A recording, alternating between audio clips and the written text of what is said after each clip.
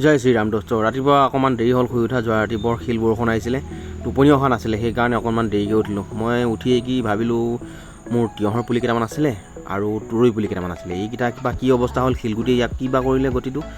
চাইছোঁ এডাল তিয়ঁহ ঠিকেই আছে।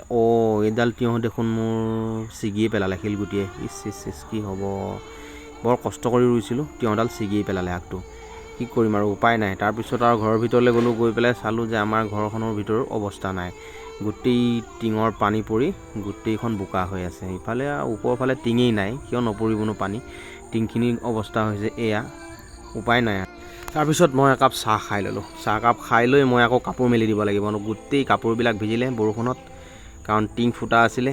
আমাৰ এয়াই অসুবিধা, বৰষুণ দিলে, বৰষুণৰ বতৰত আৰু আমাৰ অৱস্থা নাই আৰু, উপায় নাই। আজিলৈ ভিডিঅ'টো ইমানতে সামৰিছোঁ। অহাকালিলৈ আকৌ লগ পাম। সকলোকে আজি বাই।